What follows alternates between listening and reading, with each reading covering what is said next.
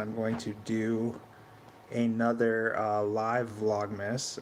I thought the other one worked out fairly well the other day. I'm going to do the same thing that I did in that day, except I'm going to do a different script. So what I did, I believe it was day 6, that I went live and I read a spec script for a feature film for Dragon Ball. Now, I didn't read the whole script. That would take hours. I only read the first 10 pages. Um, and I was comfortable doing that because it's not an original project that of mine. I would never come on here and read an original script of mine.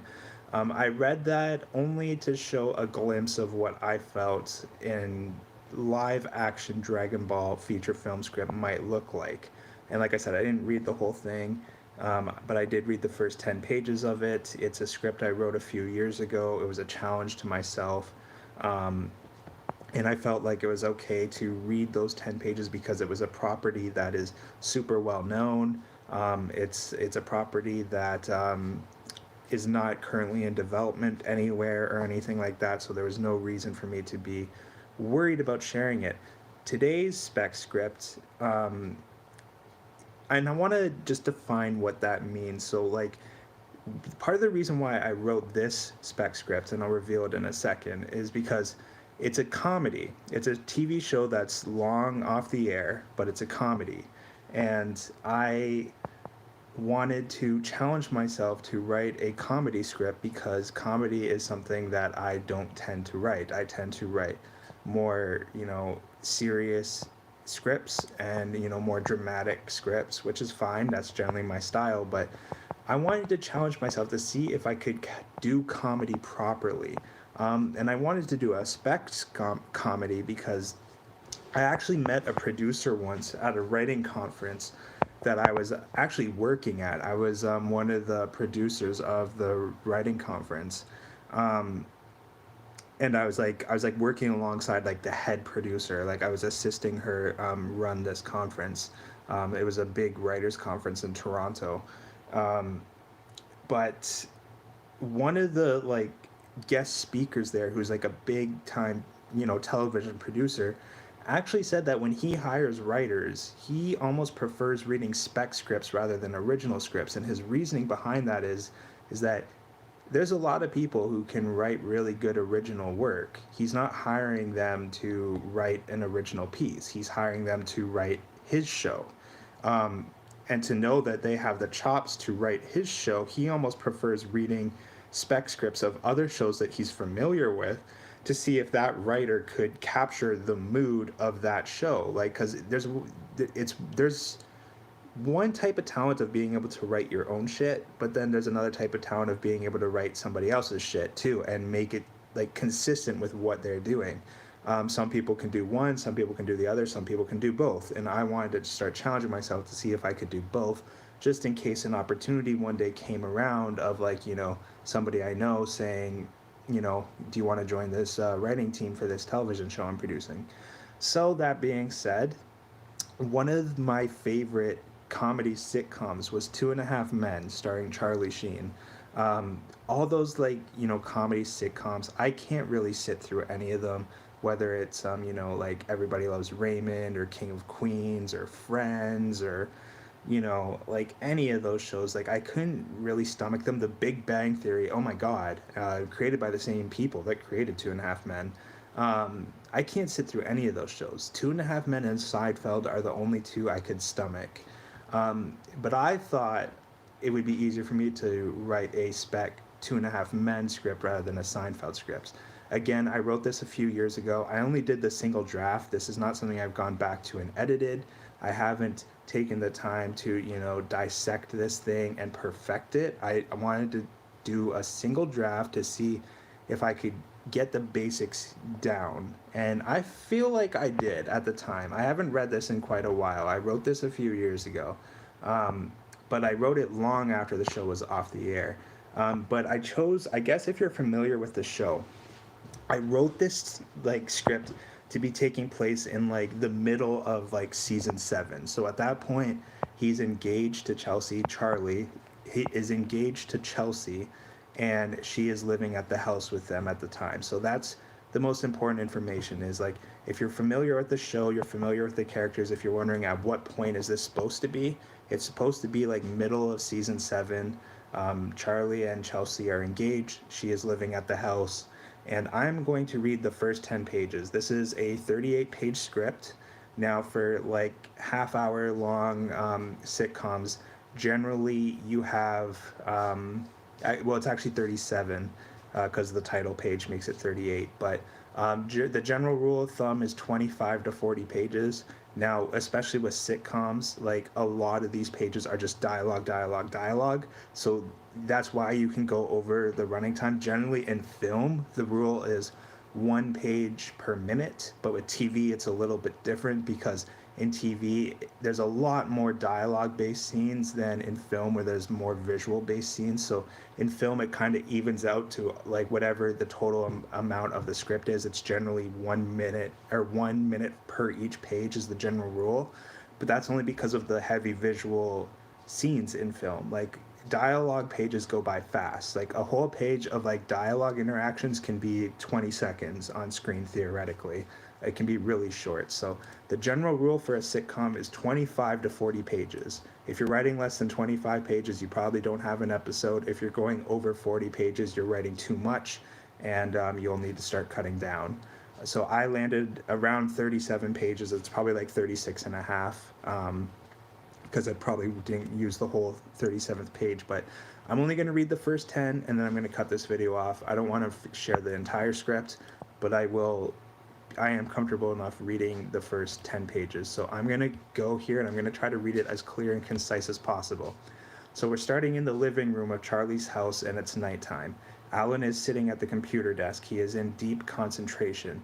The computer screen shows a poker game, and Alan has a straight flush. Alan clicks a button on the screen, and the letters "You win" pop up on screen. Alan jumps up from the chair and screams in excitement. We cut to Charlie's bedroom, nighttime, same night. The sounds of Alan screaming can be heard. Charlie springs up from his sleep. What the hell was that? Chelsea groans and moves awake. We cut back to the living room. Alan is dancing and singing. I won, I am number one. Chelsea comes down the stairway. Alan jumps and turns while dancing to see her staring at him from the stairs. He freezes. Oh, good evening. Alan, it sounded like you were being attacked. Sorry about that. Everything is A-okay. Your brother almost came down here with a bat. Really? He was actually concerned? No, he was just angry you woke us up. He was going to join in on the attack. Alan shrugs. Right. It won't happen again. Go back to bed, Chelsea. Chelsea takes a breath and heads back up the stairs. Oh, Chelsea. She stops and turns back to look at him. Alan clenches up and smiles, giving 2 thumbs up. He whispers loudly, I won. Chelsea smiles sarcastically and mimics his body language, giving 2 thumbs up as well. Alan smiles to himself and sits back at the computer. We cut to Charlie's bedroom, night. Chelsea enters the bedroom. She walks around to her side of the bed. Was he dying? Was he being kidnapped? Chelsea responds, No, just a little too excited about something on the computer. Charlie, oh, of course, I'm not that lucky. Chelsea climbs into bed and snuggles under the comforter on her side. Charlie cuddles up to her. Unless you want to make me a lucky guy while we're still awake. Charlie? Chelsea smiles and Charlie begins to kiss her neck. The sound of Alan screaming can be heard again. Charlie gets annoyed and frantically gets up. That little son of a cut to. Interior living room, Charlie's house, night. Alan once again is dancing and singing. A shoe comes flying and hits him in the back of the head. Alan reacts as he picks up the shoe. What the hell was that? Charlie clears his throat. Alan turns around to see Charlie on the stairs holding a bat. Charlie threateningly slaps the bat against his hand. Alan says, Okay, good night. Alan immediately walks towards his bedroom. Cut to the title sequence. So that's when he would show the theme song. We come back and we're in the kitchen and living room in Charlie's house morning. Charlie is sitting at the kitchen table drinking his coffee and reading his newspaper. Chelsea walks in. Morning. Charlie says, Morning, coffee. So Chelsea says morning, and then Charlie responds by saying morning, which is the characters generally say morning to each other in these scenes. And he's basically asking her if she wants coffee. if you see the script, it totally makes sense. It's just when you can't see the script and you're hearing someone read it, that part could be a little bit confusing. Chelsea pours her coffee in a travel mug. To go, I'm running late for work. Slept in about 20 minutes too long for some reason. Charlie responds with, "Girly boy threw the whole house's sleep schedule off last night." Chelsea says, "Be nice, Charlie." Chelsea gives Charlie a quick kiss. Charlie responds with, "Listen, I was just reading that the carnival is in town. I was thinking we could go play some games, do some rides, and eat the crappy carny food." Chelsea responds with, "Yes, to everything but the carny food. Don't want my exercises with Bonnie to be for nothing." Charlie responds with, "Oh right, the fitness training. How's that going?" Chelsea stops at the kitchen entrance. "Dropped 5 pounds already. Bonnie says I'll get it back in muscle soon enough, though." Charlie responds with, "I gotta say, the idea of you and another woman working out like this, it's kind of sexy." Chelsea responds with, "Don't have too much fun thinking about it." Chelsea winks at Charlie and he nods and smiles. "I love to meet her sometime. Why don't I pick you up and we can head out after?" Chelsea speaks as she begins to leave the room. "Maybe another time. I'll meet you there at 6. "All right, babe. Have a good day." Chelsea walks through the living room towards the door as Alan opens it and enters the house. "Morning. Morning. Bye." So Alan said morning first, Chelsea said morning second, and then said bye. Alan responds with bye as well. So just quick morning, morning, bye, bye, essentially. Chelsea exits the door and Alan chuckles to himself as he walks into the kitchen. Charlie still at the table. Alan goes to get coffee. "Morning." Charlie responds with Old Yeller. "Old Yeller? Oh, haha. I have you know something big happened last night. If it was any bigger, I would have gotten some batting practice in." Alan walks around the table and sits in his usual spot. "Why don't you take a look at this?" Alan throws a pile of bills adding up to $800 on the table. Charlie picks up the money. "What does that look like?" Alan says. Charlie responds with, "A cheap hooker in Chinese food." Alan laughs. "Actually, not a bad idea." Charlie says, "So what, are the Johns tipping at the office now?" Alan says, "No, if you don't understand that joke, it's because Alan is a chiropractor, so Charlie is saying like he's giving out happy endings. So what, are the Johns tipping at the office now?" Alan says, No, don't be silly. You're right. Who would tip you?" Alan says, "This is a $50 bet profit from online poker." That line's written a little bit strange. He should have said this was a $50 investment on online poker and I won, not a $50 profit. So like what I think I was trying to say here is that he bet $50 and that added up to 800. And he even says here, "I'm up 1,600%. Charlie says, "Well, good for you." Alan says, "I think I'll give it another shot tonight. Who knows? Maybe I can become a professional poker player." Charlie says, "You mean pro gambler?" Alan responds with, "That's what I said, Charlie." Charlie pockets the money. Hey, what are you doing?" "I had an idea for this money. It's called rent." This was a common gag in the show at the time where Charlie would keep bringing up rent, especially as the show went later on. Like Charlie actually did start charging Alan rent, and I believe it was in this season that he actually literally started charging the rent. So that's why that's in there. Alan says, "Come on, Charlie, I paid rent last month." Charlie says, "That's the beautiful thing about rent, Alan. It comes every month." Charlie gets up from the table to get another coffee. "It's kind of like that special time, but in this case, you aren't using the sponge. You are the sponge." Berta walks into the kitchen through the back garage door. She is carrying grocery bags. She sets them down and starts putting items away. "Morning," she says. Charlie, "Morning, Berta." Berta, "Got the groceries for the weekend?" "Oh," and then Alan says, "Oh, how about I get the grocery bill this morning and get the difference back?" I don't know what, that's a little bit of a confusing line, and get the difference back. Oh, I think I get what he's saying. That line should really just say, "Oh, how about I get the grocery bill this morning?" Charlie says, "Fine. What was the damage this morning, Berta?" Berta says, "About 75. Alan says, "Wait, 575? Or, wait, 500 and... Let me start this over. Sorry about this. Berta says, "About 575. Alan responds with, $575 for 1 weekend worth of groceries?" Berta says, "Have you met your kid? The way that boy eats, I might have to make a second trip." Charlie says, "I have her on call for weekends." Alan says, "Still seems a bit excessive." Berta says, feeding a family of 5 is expensive. Alan says, family of 5? Who's the 5th? Berta says, I am, you dweeb. Alan says, you include yourself in the grocery budget around here? Berta says, look, your brother and I have a deal. On weekends I work, I get lunch and dinner provided. Alan says, fine, whatever. $5.75. Get two, sorry about this. Get 225 back, Charlie. So he gives over the 800. I don't know why he wouldn't just count out 575. This scene is there's a little bit too much dialogue in this scene.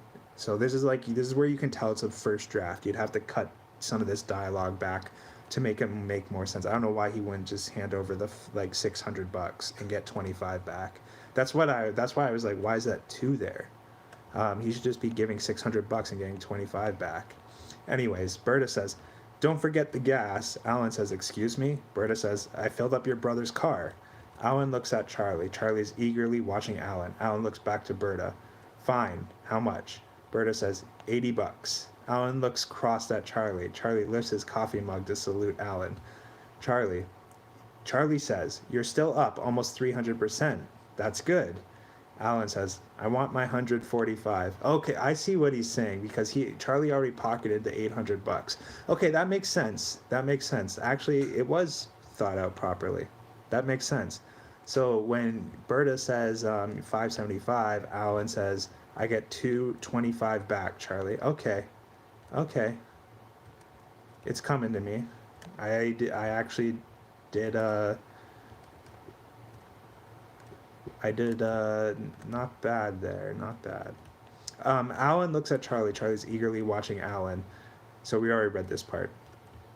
Alan looks across at Charlie. Charlie lifts his coffee mug to salute Alan. You're still up almost 300%. That's good. Alan says, I want my 145, Charlie. Charlie walks over to Alan and counts the money. I'll tell you what. Why don't we say it's 150 and call it even? Charlie hands 150 to Alan. Alan takes the money and walks away. Thanks for the groceries, Alan. Alan says a muffled, yeah. Charlie, hey, don't be down. You're up 300%. We cut to the carnival evening. Charlie and Chelsea are arm in arm as they walk through the fairgrounds. Lots of people are playing games at booths and waiting in line at rides. Chelsea says, I haven't been to the fair in years. Charlie says, it'd be a lot more fun if I had a hot dog or slice of pizza in my hand right now, let alone a beer. Chelsea says, come on, Charlie, hot dogs are like $10 here. Charlie says, what else other than food can you buy for $10? Chelsea playfully elbows Charlie and he smiles. She gets excited and pulls him forward. Oh, the Ferris wheel, we have to go on.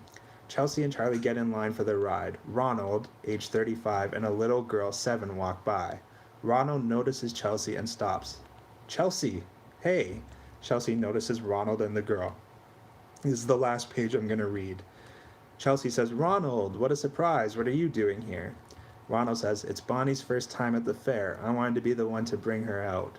You didn't mention you were coming out tonight. We could have carpooled. Chelsea nervously smiles. Charlie mutters to himself, Bonnie? Ronald says, you must be Charlie. I've heard all about you. Ronald extends his hands to Charlie. Charlie shakes Ronald's hand. I'm Charlie, and you are? Ronald, but you can call me Ronnie. Charlie and Ronald smile, and Charlie looks to Chelsea, who looks like she's seen a ghost. Ronnie, how about that? Charlie looks back to Ronald. And this little one is? Ronald says, my daughter, Bonnie. Charlie looks back at Chelsea. Bonnie and Ronnie. So, Ronald, you're married? Ronald says, I was. I'm divorced now. Charlie laughs. Of course you are. Chelsea intervenes. How was the ride? Did you have fun, Bonnie? Ronald says, it was great. She was afraid of heights at first, but she made it through. Didn't you, sweetie? Bonnie says it was easy. Bonnie gives a thumbs up. Charlie says, well, it was nice meeting you, Bonnie. If you'd excuse me for a minute. Charlie leaves the line and walks off camera. Chelsea calls to him. Where are you going? Charlie shouts back. To get a $10 hot dog. Ronald looks back at Chelsea. She half smiles at him. And we will cut it off there. So, essentially, all this first bit was set up for the script. We know that Chelsea is out working out. She lied about who her workout instructor was. She said it was Bonnie. Her actual trainer was Ronald. His daughter's name was Bonnie, so she just used Bonnie as the name. She didn't want to tell Charlie she was working out with a man, so she said that she lied and said it was a girl. So that's like a big conflict for Charlie and Chelsea through this script that they deal with. And Alan becomes addicted to online poker, and at first he's really, really hot, but then he starts losing money and stealing money from the family to pay off for his like new addiction of online gambling, which is really just so slapstick ridiculous, that he develops a freaking gambling habit in one single episode and like gets over it in the same episode. But that's pretty like standard sitcom nonsense. And it's pretty in line with the character of Alan in Two and a Half Men. I quite enjoy this script. I was enjoying reading it there. Some of the dialogue is a tad clunky. I will admit that, but for a first draft, not too bad. I thought there was some good setup in here. I think that some of these scenes went a tad too long. I think you want to see there's a structure in TV called A story, B story, and then it can go up to D story. You can technically have up to 4 stories, but most sitcom episodes have an A story, a B story, and a C story, which basically means there's 2 main plot points going on in every episode, and then like one small side plot to get distracted by for a couple minutes. If you take any kind of sitcom episode, whether it's a Seinfeld episode, a Friends episode, a Two and a Half Men episode, like any random throwaway episode, and watch it, you can really spot the structure of almost every single episode is built around an A plot line and a B plot line, which is essentially like 2 different stories happening in the same episode. And then there's generally a C plot line that's like really small to distract you by, and a D plot line to distract you by too. And one of the reasons that they do the A B story structure in sitcoms is because there are so many main characters. So a really easy strategy is to do one storyline with one character, one storyline with the other character. Sometimes they intertwine, sometimes they don't. And then the C storyline is just like a small throwaway thing to do with another character. So in this script, I actually do have an A, B, and C plot line. The A plot line is Chelsea working out with a man, and Charlie finding out about it. B plot line is Alan getting addicted to online gambling, and my C plot line actually comes with Jake learning how to drive a car, and like, yeah, that comes a little bit later on in the script. Um, and he even gets into like a minor accident in his dad's car. Um, so yeah, like that serves as the C plot line in the script. Yeah, I quite enjoyed writing this. I do remember writing it.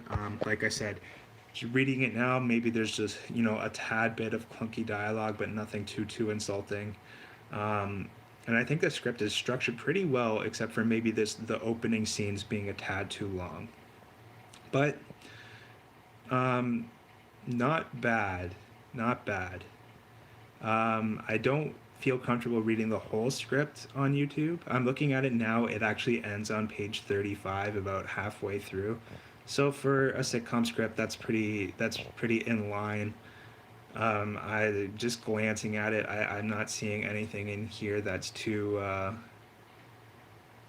would definitely need to go. I'm thinking it's almost the perfect length actually, because a lot of these pages are really quick dialogue pages. Yeah, there you go. That's the first about 10 and a half. I did about 10 and a half pages of my spec Two and a Half Men script. The title of the script is called "Is That Ronnie or Bonnie?" There should be a question mark there, but that's okay. So I put Two and a Half Men season 7 because that's when I envisioned it taking place. And yeah, I'm gonna cut it off there before you see my address at the bottom. But cool stuff, man. Hope you all enjoyed it. That's Vlogmas for day 9, and tomorrow for day 10. Probably back to doing Spider-Man reviews. We'll see. Maybe it'll be a shiny hunting day. We'll see. I have 5 Spider-Man movies to review still before No Way Home comes out. I don't know if I'm going to get to all of them or not. Um, because I have to do the Amazing Spider-Man 1 and 2. I have to do Tom Holland's 2 Spider-Man movies, and I have to do Into the Spider-Verse. So realistically, I could get them all done before the 16th when No Way Home comes out. I only have time to do something else one of those days because I wouldn't want the last one to come out on the 16th. So if I'm going to do all 5, I only have time to do one other video during the next 6 days, because today's the 9th, so you got the 10th, 11th, 12th, 13th, 14th, and 15th. Yeah, we'll see. We'll see what happens. But for now, that's it. I am out. Thank you for watching this one. Hope you enjoyed it, and I will talk to all of you tomorrow.